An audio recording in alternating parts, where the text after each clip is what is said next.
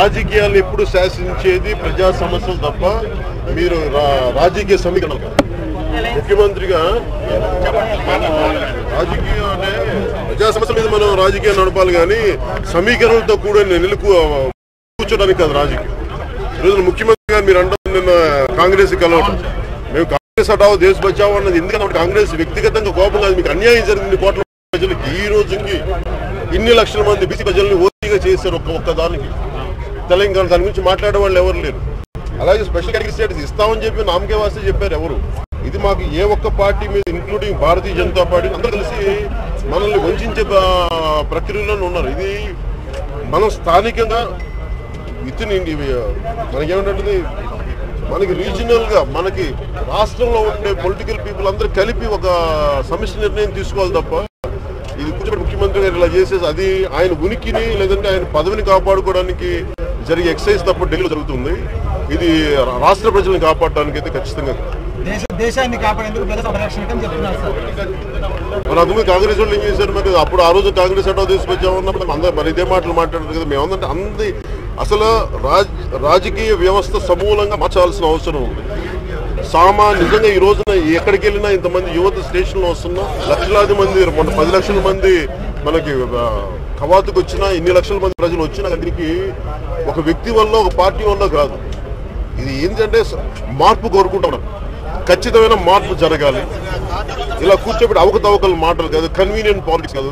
ఈ రోజు ఈ పార్టీతో ఆ రోజు పార్టీ ఏమి చేసినా కానీ దాని ముఖ్య ఉద్దేశం నువ్వు ప్రజలకి కోసం మీరు మమేకం అవుతున్నారా లేదంటే సమీకరణ లేదంటే మీ వ్యక్తిగతంగా మీరు ఆ పదవుల్లో కూర్చోడానికి. అంటే ఇప్పుడు అందరూ యూత్ అందరూ ఆలోచిస్తుంది ఏంటంటే పదవుల్లో కూర్చోవాలని రాజకీయం చేస్తాం తప్ప నిజంగా ప్రజా అవసరాలు ఉండి ఏ మూలకి వెళ్ళినా బోల్డ్ అన్ని సమస్యలు దీని గురించి మాట్లాడే వాళ్ళు ఎవరు లేరు.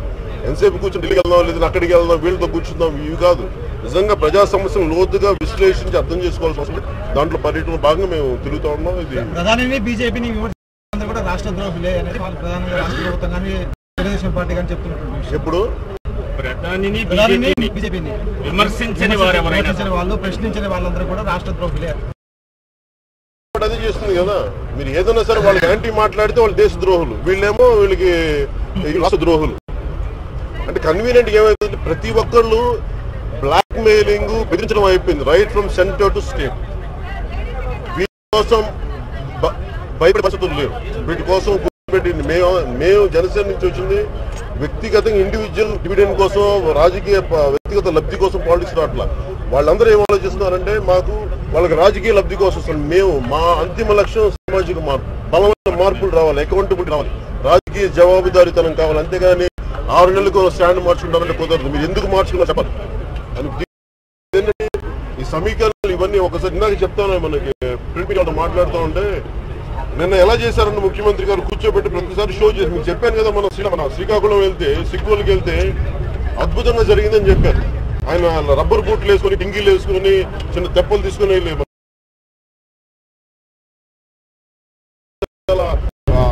Beautiful PR exercise. వాస్తవానికి వెళ్తే కరెంట్ లేదు. ఈ రోజుకి సరిగ్గా అందరూ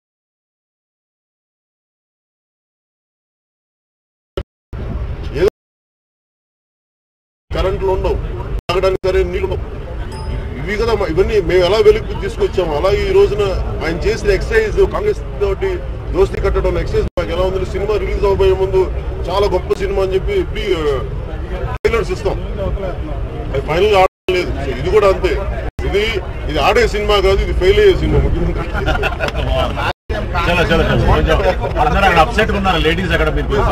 ప్రత్యేక హోదా విషయంలో కాంగ్రెస్ పార్టీ పాజిటివ్ గా ఉందనేటువంటి వ్యాఖ్య కూడా చేస్తుంది. ఇంత గోళ ఎందుకంటే వాళ్ళు 2014లో క్లారిటీ ఉండొచ్చు కదా కొంచెం పాజిటివ్ గా. ఇప్పుడు ఇవన్నీ ఎవరంటారండి, ఇవన్నీ కూర్చోబెట్టి మనందరూ సమిష్టిగా కూర్చొని కలెక్టివ్ తెలంగాణ కోసం ఎంత బలంగా పోరాడారో ప్రతి ఒక్కరు మనం కూడా అలా బలంగా పోరాడాలి. నేను అందుకనే కదా నేను పోటీ చేయండి, ముఖ్యమంత్రి గారికి అండగా ఉన్నామని కదా ఏమి పోటీ చేయండి. 3 సంవత్సరాలు ఇబ్బంది పెట్టండి. ఒక మాటలో చెప్పాలంటే కాంగ్రెస్ టీడీపీ కలయికని ఏమనుకుంటారు? కాంగ్రెస్ టీడీపీ కలయిక అంటే ఎందుకని పొద్దున ఎవరు పంపించారు, ఎక్కడి నుంచి మొదలయ్యారు, ఆయన తిరిగి అక్కడికి వెళ్ళిపోయారు. సముద్రం నాకు తెలియదు ఎవరు పంపించారు పొద్దున. అంటే ఎక్కడి నుంచి మొదలయ్యారు తిరిగి ఆయన అక్కడికి చేరుకుంటా ఉన్నారు. అదే ఆయన లోపల ఆయన కాంగ్రెస్ అని కాదు, ఆయనకి ఏ పార్టీ అని కాదు, కానీ ఆయనకి ఎక్కడ చేరుకున్నారంటే వేరెవరు ఆయనకి బలపడుతున్నారు. ఆయన ఉనికి కోల్పోయిన పరిస్థితి లేవంటే అక్కడికి వెళ్ళిపోతారు.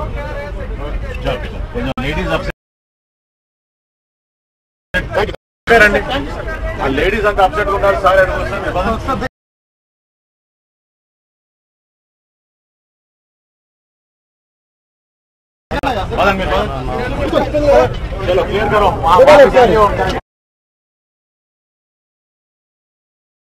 ఏంటండి వీడియో నచ్చిందా?